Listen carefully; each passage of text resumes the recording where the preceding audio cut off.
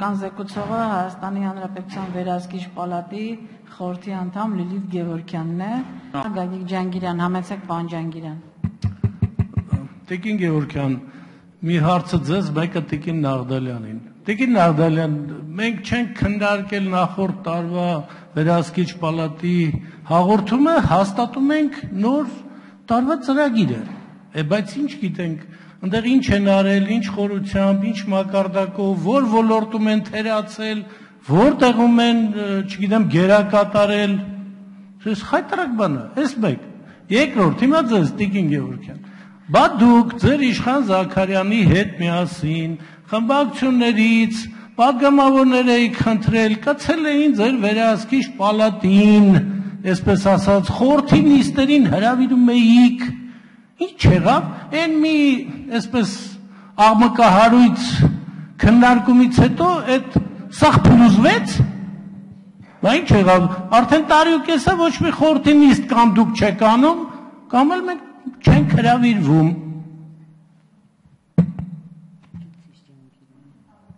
Նախ ես պատասխանեմ Տիկին Գևորգյան պարոն Ջանգիրյանի հարցին։ Պարոն Ջանգիրյան, հաշվետվությունը բոլոր հանձնաժողովներում քննարկվել է։ Հաշվետվությունը դահլիճում լիագումար նիստի ժամանակ չի քվեարկվում, իսկ ծրագիրը քվեարկվում է, քանի որ սա մեր վերջին քառօրյան է եւ պիտի ծրագիրը քվեարկվի, որպեսզի հունվարի 1-ից Վերահսկիչ պալատը սկսի գործել, դրա համար այսպիսի որոշում է կայացվել։ Տիկին Գևորգյան, համեցեք։ Շնորհակալ եմ պարոն Ջանգիրյան հարցի համար, իսկապես տրադիցիաները մի շարք կային, բայց այս վերջերս ասեմ ինչու տեղի չեն ունենում այտենց բաց նիստեր։ Եթե նկատել եք, մենք մի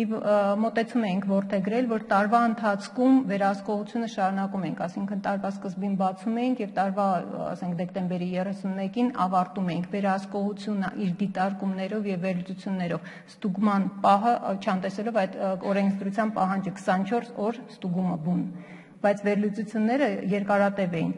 Եվ դրա համար ինչպես անցած տարի, այնպես էլ այս տարի այդ բաց հաշվետվությունների քննարկումները ոնց որ տարեկան մեկ անգամ են ստացվում, տարվա ընթացքում չի լինում, այլ լինում է տարվա վերջում։ Եվ այս տարի էլ նախատեսում ենք ամփոփել ընթացիկ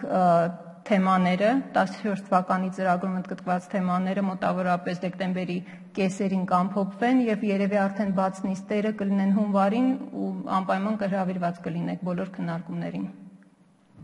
Արձագանքի համար Գագիկ Ջանգիրյան։ Ես էլ սկզբից պատասխանեմ արձագանքեմ Տիկին Նաղդալյանին, հետո ձեզ։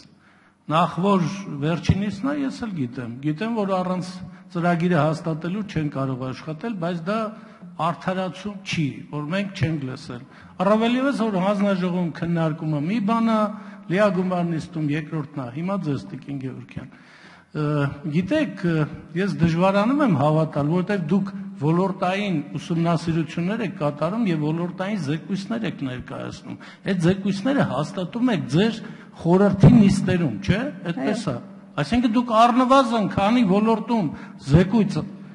կազմել եք, այդքան խորհրդի նիստ եք արել։ Փակ նիստը ո՞րն է ազգային ժողովի падգամավորի համար։ Ինչ փակ նիստեր։ Ինչ փակ նիստ։ Դուք եք ասում, ես չեմ ասել։ Ուզում եմ ասել առնվազն մի 15-20 խորհրդի նիստ եք արել եւ մենք որևէ նիստից տեղյակ չենք։ Դա ձեր գործն է։ Ցավոք դուք եք այստեղ կանգնած, ոչ թե Իշխան Զաքարյանը։ Պարոն Ջանգիրյան, ես վստահեցնում եմ, որ այս տարի մենք որևէ հաշվետվություն դեռ չենք հաստատել։ Ինչ որ հաստատվում է, դրվում է մեր կայքում եւ այնտեղ երևում է, բայց եթե հաշվետվությունների հաստատում լինում է, բաց քննարկում լինում է, նիստ, որին հրավիրվում են բոլոր падգամավորները, մենք դա հայտարարում ենք եւ անում ենք։ Այսօրվա դրությամբ դեռ չենք հաստատել որևէ բան 14 թվականից։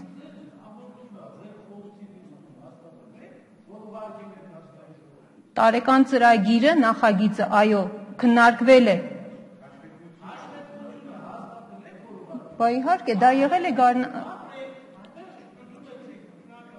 հաշվետվությունը ամեն դեպքում քննարկվել է ազգային ժողովի բոլոր շահագրգիռ հանձնաժողովների հետ։ Պարոն Ջանգիրյան, ես էլ լրացնեմ, որ ես չէի արդարանում, պարզապես ներկայացնում եմ իրավիճակը։